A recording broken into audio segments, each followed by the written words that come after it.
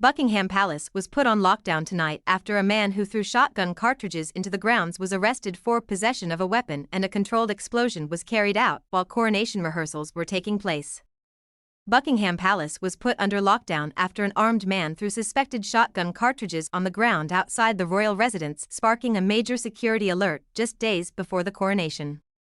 Metropolitan Police said officers arrested a suspect at around 7 p.m. on Tuesday evening after he approached the palace gates and threw a number of items into the palace after reportedly shouting, "I'm going to kill the king." The Met Police said in a statement that the man threw items suspected to be shotgun cartridges into the palace grounds as coronation rehearsals were underway.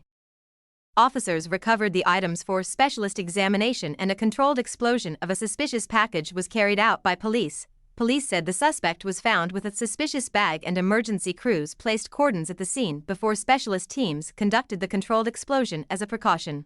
A witness told the Sun newspaper that the suspect had stationed himself outside the palace over the last few nights and was heard shouting, "I'm going to kill the king." Met Chief Superintendent Joseph MacDonald said there were no injuries to officers or members of the public. He said, "Officers worked immediately to detain the man and he has been taken into police custody.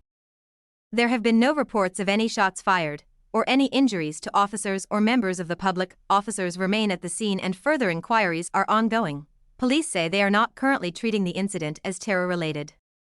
It is understood it is being treated as an isolated mental health incident. Neither the king nor queen were staying at Buckingham Palace at the time of the incident, the Daily Express has learned, but coronation rehearsals had. The evening incident came just hours after officials launched Operation Golden Orb, which ramped up security at the palace ahead of the coronation this weekend. The operation is one of the most significant since the late Queen Elizabeth II's funeral and will evolve in the coming days to see a massive police presence in the area ahead of the ceremonial procession from Westminster Abbey to Buckingham Palace. Under Golden Orb plans, officers will line the procession route this weekend, with snipers placed atop rooftops and plainclothed officers keeping watch for potential threats.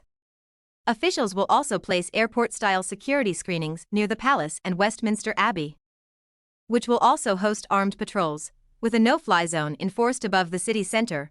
Organizers have also planned for a close protection security operation with accompanying dog teams.